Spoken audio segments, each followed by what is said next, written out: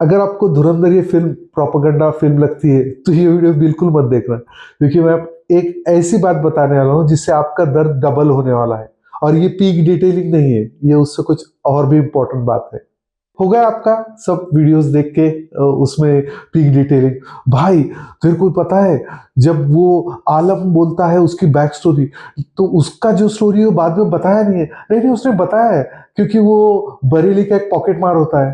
अरे तेरे को पता है, डिमोनेटाइजेशन के बाद में सच में वहां पे एक ने सुसाइड की थी। और सबसे बड़ी बात क्या है, वो भी ट्रांसफार्मर पे ही गिरा था।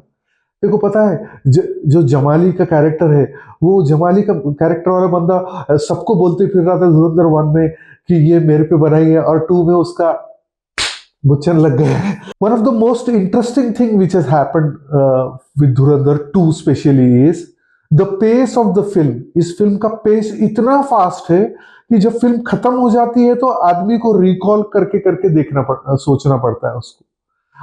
द रीजन इज 4 घंटे की पिक्चर और इतना सारा कंटेंट इस स्पीड से आपको दिया गया है कि फर्स्ट ऑफ ऑल आप तो एंगेज ही है। सभी ने बोला है कि इमेजिन करो जेनजी को अगर आज से 6 महीने पहले कोई बोल देता कि आप 4 घंटे की फिल्म देखेंगे, तो दे वुड हैव सेड नहीं नहीं, इम्पॉसिबल भी। हम 1.5 घंटे की फिल्म भी बड़ी मुश्किल से देखते हैं हॉलीवुड की, जो कि उसमें भी कुछ बोरिंग बिट्स होते हैं, तो 4 घंटे की फिल्म कोई बना पाएगा? So there are some unprecedented records this film has broken in terms of again the quality of the content and the buzz it has created around. Couple of important points to note. This film is blamed to be a propaganda film. Propaganda मतलब क्या actually?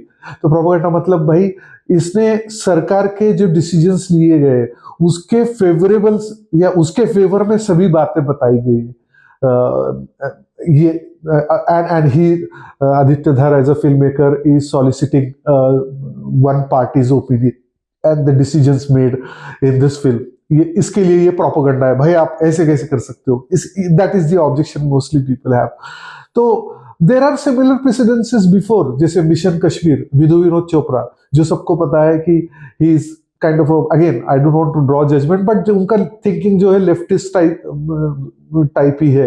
तो उन्होंने mission Kashmir बनाई थी, तो उसके अंदर उन्होंने कश्मीरियों का दर्द दिया, उनका जो सैक्रिफाइसेस है वो हाईलाइट किए थे वगैरह। It was a good art, good film, everybody appreciated, but उस बारे में ऐसा बज नहीं हुआ था कि ये प्रोपेगेंडा फिल्म है, राइट? तो जब ऐसी टाइप की मूवी बनती है तो फिर उसको प्रोपेगेंडा फिल्म बोल के क्यों डिस्क्रेडिट किया जाता है या करने की कोशिश की जाती है? वो इसके लिए कि ये फिल्म इतना सक्सेस हो रही है तो इसके ऊपर कुछ ना कुछ लांछन लगा दो।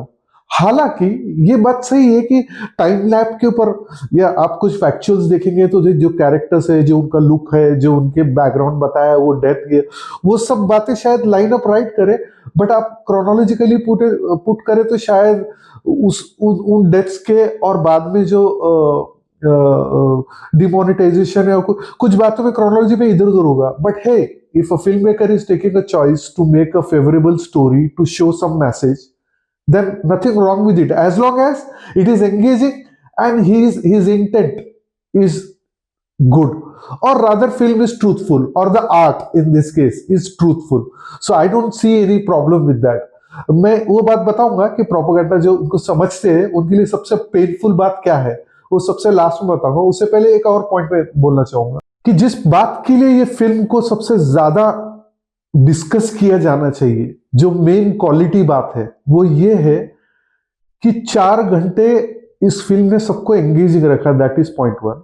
However the amount of details for the each character, so for example हम जब शोले डिस्कस करते हैं तो उसके अंदर सुरमा भोपाली हो या जेलर का कैरेक्टर हो, या फिर सांबा हो, या फिर कालिया हो, या फिर गब्बर सिंह हो, हम लोग कैरेक्टर्स के बारे में बात करते हैं। बाद में उनको पूरी जिंदगी भर उसी नाम से जाना गया था, राइट?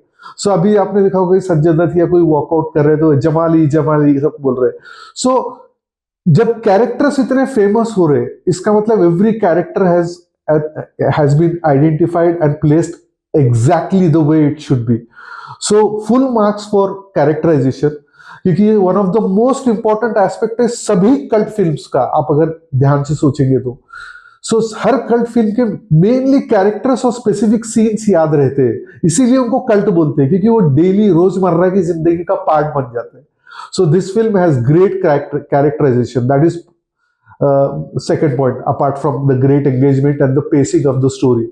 So एक थ्रिलर मूवी अगर देखते हैं, ये थ्रिलर है. थ्रिलर मतलब भाई प्रोटोगनिस्ट हीरो को कुछ चाहिए और वो हासिल करने के लिए वो सैक्रिफाइसेस करते जा रहा है और उसके ऑब्स्टेकल्स होते जा रहे हैं उस दुनिया में उसको बहुत सारी नई चीजें सीखनी पड़ रही है, नए अलायंसेस बनाने पड़ रहे हैं, कुछ तोड़ने पड़ रहे हैं, कुछ को धोखा देना पड़ रहा है. सो ये थ्रिलर है. It's a thriller movie. So thriller movie for 4 hours with no respite. Respite मतलब कि आपने अगर देखा कि रोलर कोस्टर के ऊपर ऐसे ऊपर चढ़ता है तो जब वो बिल्डअप होता है, वो बिल्डअप के बाद में सीधा नीचे छोड़ते हैं, तो जैसे ही नीचे छोड़ते हैं फिर अगला फिर शुरू हो जाता है. इस टाइप से no respite continuous thriller for 4 hours is unprecedented even for the Hollywood standards in that way. in terms of number of hours this film is dedicated to. Again, couple of films I would mention. अगर आपको spy films इतनी पसंद आने लगी है तो master classes जो बोली जाती है उसको बोलते हैं म्यूनिक. म्यूनिक नाम की एक फिल्म है और दूसरी है bridge of spies. Both Steven Spielberg. Amazing spy movies. Do watch them.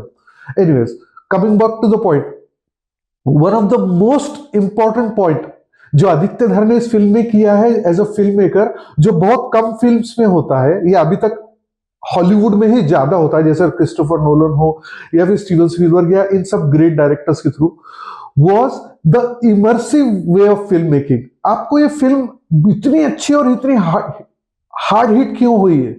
Because इसके अंदर जो मेन कैरेक्टर है उसके लिए हमारे दिल में ऑलरेडी एम्पैथी है और वो कैरेक्टर के पॉइंट ऑफ व्यू से पूरी पिक्चर बनाई गई है. उसका एक एग्जांपल देता हूं. जब वो हमजा जमाली को देखता है, वो नंगे पैर दौड़ते आ रहा है, तो पहले उसने कैमरा बताया रणवीर के फेस पे कि वो कुछ देख रहा है, फिर क्या देख रहा है ये बताया, और बाद में वही पॉइंट वो जो देख रहा है उस पर उसका रिएक्शन क्या है उसके फेस के ऊपर बताया.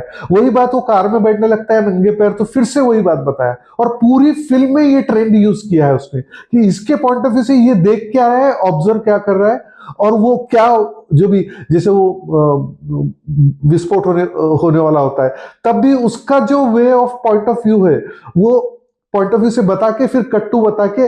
सो अगेन ये क्यों किया है? This makes it an immersive experience.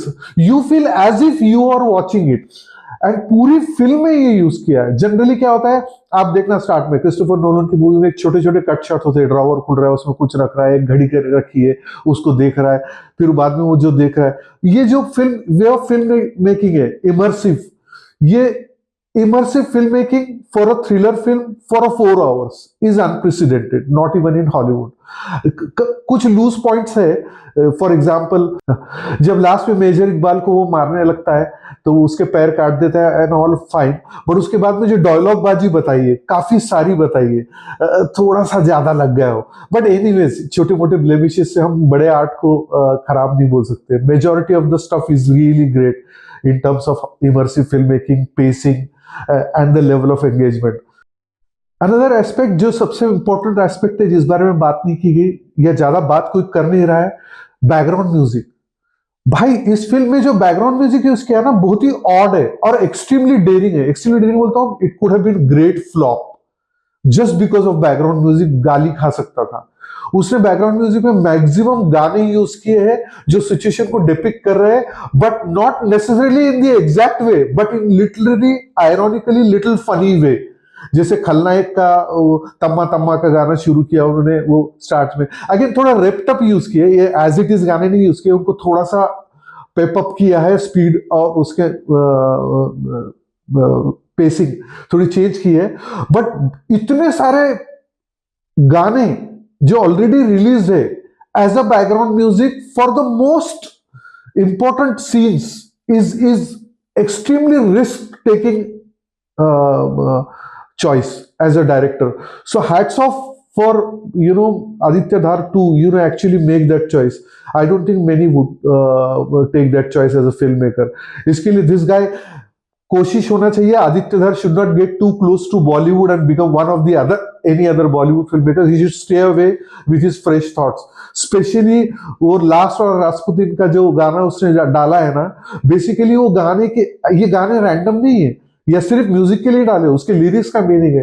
तो वो जो रास्पुतिन जो होता है ना, वो रशिया में एक बंदा था जो कि बहुत पावरफुल बन जाता है बिकॉज उसके अंदर कुछ हीलिंग क्वालिटीज है वगैरह ऐसा बता के। तो वो बाद में अपने पावर का गलत इस्तेमाल करता है और उसका फिर डाउनफॉल होता है। तो वही डिपिक्ट कराने के लिए कि भाई वो जो पाकिस्तानी ये बताया जिसने इसराइल को वो सीक्रेट शेयर किए पैसे के लिए, so that it showing. But at the same time जो डार्कनेस, जो वो म्यूजिक का peppy beats, at the same time जो सिचुएशन आयरॉनिक है, it brings smile to your face to see what is wrong happening to the guy who is wrong to his country also. So some of these choices are really so daring that not many filmmakers would have taken that. And I hope Aditya Dhar stays away from majority of the other Bollywood, filmmaking formulas. And this is extremely fresh and nice to see. So the final point.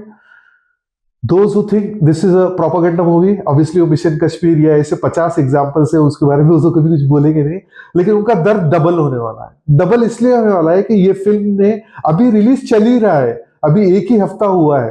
ये film ने already science दी है कि cult film होने वाली है। Cult film क्यों होने वाली है? क्योंकि इसके हर सीन, हर कैरेक्टर के बारे में लोग ऑलरेडी बात कर रहे हैं, और ये फिल्म रिपीट वॉच का रिकॉर्ड बनाने वाली है, जो मॉडर्न हिस्ट्री में शायद दिलोले दुल्हनिया के बाद में, दिलोले दुल्हनिया ले जाएंगे के बाद में शायद किसी ने रिपीट फिल्म्स देखे नहीं है इतने।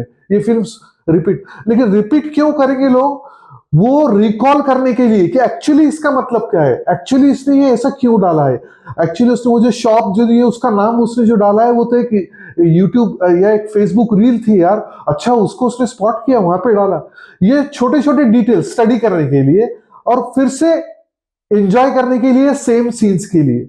सो अगर आपको ये प्रोपेगेंडा फिल्म लग रही है तो ये प्रोपेगेंडा बहुत साल चलने वाला है, and people are going to watch it again and again at different places. So, haters, those who think this is a propaganda film, sorry guys, I think you'll have to suffer a lot. आपके इस film के बारे में या इस video के बारे में कोई ओपिनियंस या कमेंट्स हो तो प्लीज पोस्ट जरूर करना।